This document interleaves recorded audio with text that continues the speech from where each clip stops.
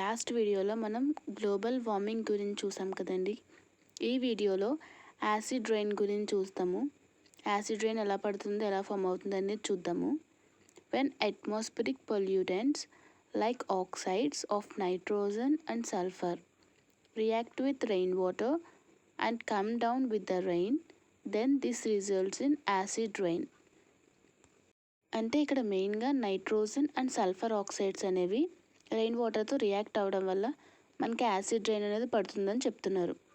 Next, the pH value of regular rain water is around 5.7, giving it an acidic nature.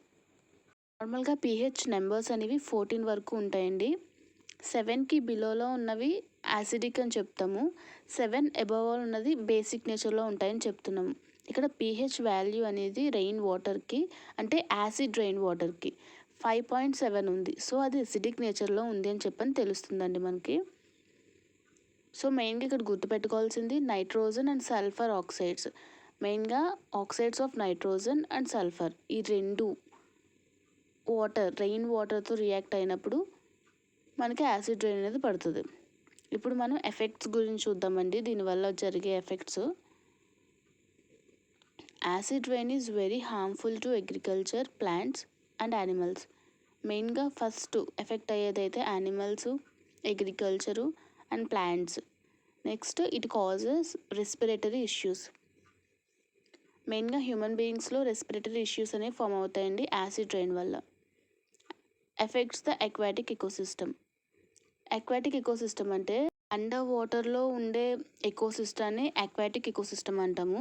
Fishes, next under water plants, oceans, ఇవన్నీ effect అవుతాయి అన్నమాట.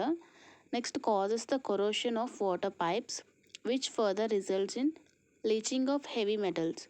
అంటే water pipes ఇవన్నీ ఉంటాయి కదా, మెటల్తో ఉన్నాయన్నీ కొరోషన్ అనేది జరుగుద్ది, అంటే రస్ట్ అనేది పట్టేస్తుంది అనమాట వాటికి. Next, damages the buildings and monuments. అంటే పురాతన కట్టడాలు, నెక్స్ట్ బిల్డింగ్స్, షైన్, వాటి గ్లోరీ అనేది పాడు చేసేస్తుంది అనమాట ఈ రెయిన్ వాటర్ అనేది. ఎసిడిక్ ఫామ్లో ఉండడం వల్ల మన నార్మల్గా ఇంట్లో ఉన్న యాసిడే చాలా పవర్ఫుల్. అలాంటి యాసిడ్ రెయిన్ అనేది ఆ బిల్డింగ్స్, మాన్యుమెంట్స్ మీద పడడం వల్ల ఎఫెక్ట్ అనేది ఎక్కువ ఉంటుంది. సో మనకి ఎగ్జాంపుల్ ఇక్కడ చూసుకుంటే తాజ్మహల్ ఒకటి ఉంది. నెక్స్ట్, స్టాచ్యూ ఆఫ్ లిబర్టీ చూసారు కదా, అక్కడ వైట్గా ఉంది, అది షేడ్ అయిపోయి ఎల్లోయిష్లోకి అయిపోయింది. Next, statue of Liberty which is made of copper has also been damaged by the cumulative action of acid rain and oxidation for over 30 years and is therefore becoming green. ఒక 30 years నుంచి acid rain effect వల్ల కాపర్లో తయారు చేసిన statue of Liberty అనేది green కలర్లోకి change అయిపోయిందంటండి. So ఇవి effects. And ప్రివెన్షన్కి వచ్చేసి నార్మల్గా ఎన్విరాన్మెంట్ ఇష్యూస్కి అన్నిటికీ సేమ్ ప్రివెన్షన్స్ ఉంటాయి. ఎఫారెస్టేషన్ అండ్ మన హ్యాండ్లో ఉన్న పొల్యూషన్ కంట్రోల్, ఇవన్నీ మనం చేయాల్సినవి. సో సపరేట్గా అందుకే మెన్షన్ చేయలేదండి. గ్లోబల్ వార్మింగ్కి ఏవైతే ప్రివెన్షన్స్ ఉన్నాయో సేమ్ ఉంటాయి. అండ్ ఇలాంటి వీడియోస్ కోసం ఛానల్ని అయితే సబ్స్క్రైబ్ చేసుకోండి, వీడియోని ఒక లైక్ చేయండి. నెక్స్ట్ వీడియోలో కలుద్దామండి. బాయ్.